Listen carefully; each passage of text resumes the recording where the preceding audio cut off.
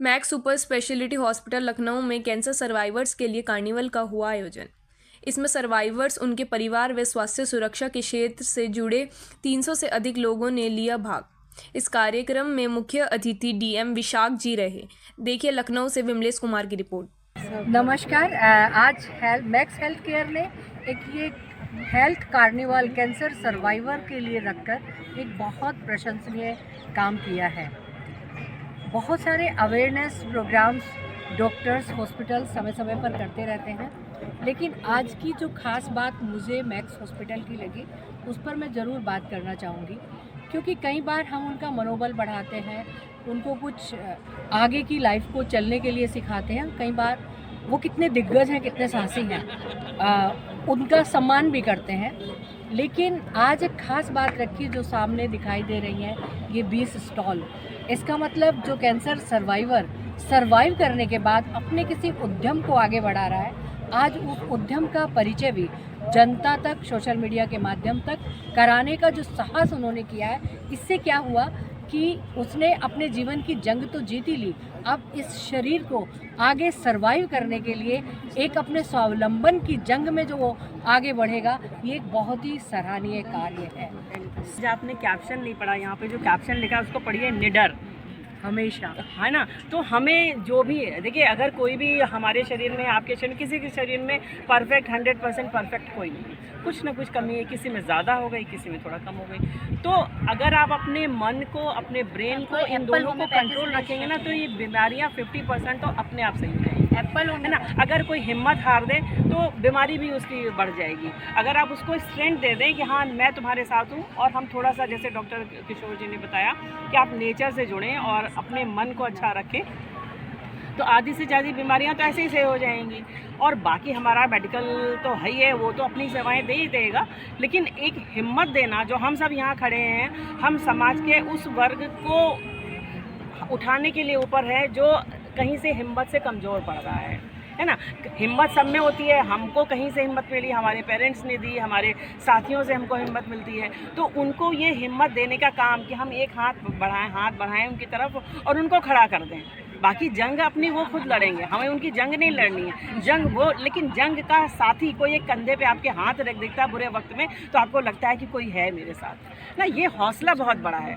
तो हम समाज सेवी जितने हैं, ये हौसला देने के लिए आ जाए हैं यहाँ पे, उनको निडर बनाने के लिए आए हैं। जो आज मैक्स ने शुरुआत की है, हम उस निडर शब्द को और आगे लेकर भी जाएंगे। ये शब्द बहुत अच्छा लगा मुझे कि किसी भी चीज़ के लिए हो, चाहे वो गरीबी से जूझ रहा हो, बीमारी से जूझ रहा हो, उसको निर्भरता सिखानी है, उसको निडरता सिखानी है कि समाज में कैसे अपने पैर पे खुद खड़ा होना है, अपने परिवार को खड़ा होना है, अपने बच्चों को खड़ा होना है।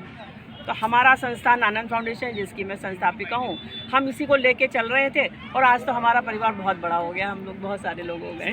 मैम आप बताएं, जैसे कि जो वीकर सेक्शन के लोग हैं जो इलाज नहीं करा सकते, तो एकदम से डर जाते हैं कि इतना महंगा ट्रीटमेंट है, कैसे हॉस्पिटल में जाएंगे, तो आपकी संस्था इस दिशा में क्या काम करती है? नमस्कार, मेरा नाम डॉक्टर रूबी राज सिन्हा है। मैं वैदेही वेलफेयर फाउंडेशन की संस्थापिका हूँ, साथ में एप्पल होम्योपैथी की डायरेक्टर हूँ, और मैं उत्तर प्रदेश की पहली महिला हूँ जिन्होंने 8 वर्षों में 1000 से ज़्यादा निःशुल्क स्वास्थ्य शिविर करके कीर्तिमान बनाया है।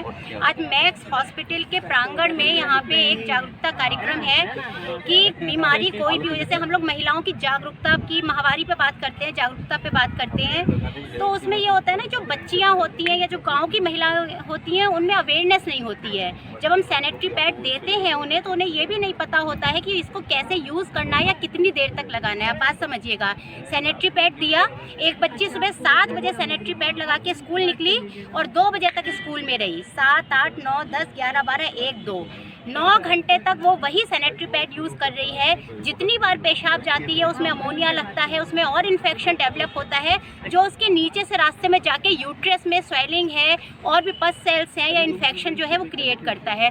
तो बच्चियों को, महिलाओं को मेन चीज़ ये है कि जागरूक करना स्वास्थ्य के लिए। तो यहाँ पे जो ये कार्यक्रम हो रहा है, सबसे पहले तो जागरूकता की ज़रूरत है। बीमारी तो बाद में आती है। अगर आप पब्लिक टॉयलेट में जा रहे हैं और डायरेक्ट जाके ऐसी सीट पे बैठ रहे हैं, तो डेफिनेटली आपको इन्फेक्शन हो गई। तो पब्लिक टॉयलेट में आप जा रहे हैं तो पहले फ्लश करिए, और अगर आपका वो है कमोड है तो उसके ऊपर आप कोई पेपर या नैपकिन रख के बैठिए। तो हम लोग महिलाओं की माहवारी पे बात करते हैं जैसे गांव में महिलाएं होती हैं, उनको भैया सैनिटरी पैड भी नसीब नहीं होता है, तो पुराना कपड़ा यूज़ करती हैं, जिससे क्या होता है उनको बच्चेदानी का कैंसर या गर्भाशय का कैंसर हो जाता है। तो हम हमेशा अपने मेडिकल कैंप में या जो काउंसलिंग करते हैं उसमें हमेशा ये कहते हैं कि साफ़ कपड़ा आप यूज़ करिए, कपड़ा नहीं तो सैनिटरी पैड यूज़ करिए। मैं अपनी संस्था के माध्यम से 1 लाख से ज़्यादा निःशुल्क बायोडिग्रेडेबल सैनिटरी नैपकिन जो है वो वितरित कर चुकी हूँ। और साथ में जो 5 दिन जब महिलाओं को, बच्चियों को माहवारी आती है, उस दौरान क्या खाना पीना है, ठंडी चीज़ें रात में नहीं खानी है, किसी को क्रैम्प्स उठते हैं, पैरों में स्वेलिंग आ जाती है, तो उसके लिए एकदम हार्मोनल ट्रीटमेंट नहीं लेना है। जैसे 14 साल की बच्ची है, उसका नया नया साइकिल शुरू हुआ, पीरियड आया, पेट में दर्द हुआ, माँ गई, उसको कहीं से मेडिकल स्टोर से दवा दे दी, तो हार्मोनल ट्रीटमेंट नहीं लेना है। निडर होके बोलना, जैसे बहुत सारे प्रवक्ताओं ने अभी यही बोला कि निडर होके बोलिए, और कुछ ऐसे लक्षण हैं जो पहचाने जाएं तो वो ईजिली ट्रीटेबल हैं। फर्स्ट एंड सेकंड स्टेज में ईजिली ट्रीटेबल हैं। थर्ड स्टेज में, क्योंकि फर्स्ट क्या होता है स्टेज कि वो उसका जो साइज़ है वो 2 सेंटीमीटर तक है। सेकंड स्टेज में होता है जो अल्सर का साइज़ या जो भी कोई गांठ बन जाती है उसका 2 से 4 सेंटीमीटर हो जाता है, और कई बार नोडल इन्वॉल्वमेंट, आपकी लिम्फ नोड्स जो होती हैं वो इन्वॉल्व होती है कि नहीं। थर्ड में एक साइड पे लिम्फ नोड्स और बाकी एरियाज़ को इन्वॉल्व करना शुरू कर देता है, जैसे आपकी किडनी, लिवर, ब्रेन, और फोर्थ में दोनों साइड से हो जाता है। तो फर्स्ट और सेकंड स्टेज को हम इसलिए भी अच्छा मानते हैं क्योंकि उसमें ट्रीटमेंट के पर्सपेक्टिव्स जो होते हैं वो बहुत हैं। कीमोथेरेपी, रेडियोथेरेपी, इन सब से या सर्जिकल कुछ भी करके आप उनको बचा सकते हैं, अच्छा एक लाइफस्टाइल दे सकते हैं। थर्ड एंड फोर्थ स्टेज जो होती है वो थोड़ी सी कॉम्प्रोमाइज़ होती है, क्योंकि इसमें अगर हम काटापीटी करते हैं कितना फैल चुका है तो एक डर सा बना रहता है। तो सबसे पहले है कि अवेयरनेस रखिए कि आप उसको मतलब पहचाने। जैसे अगर मेरा फोटे अभी सर्वाइकल कैंसर और ब्रेस्ट कैंसर के बारे में बहुत बोला जाता है। ओरल कैंसर एक ऐसी चीज़ है जैसे अगर पान, गुटखा, तंबाकू, खैनी, मतलब मावा, ये सब हमारे में बहुत मतलब है कि अगर आपको मिलना भी है एक दूसरे को तो आप सबसे पहले रजनीगंधा या ये सब प्रोडक्ट देते हैं।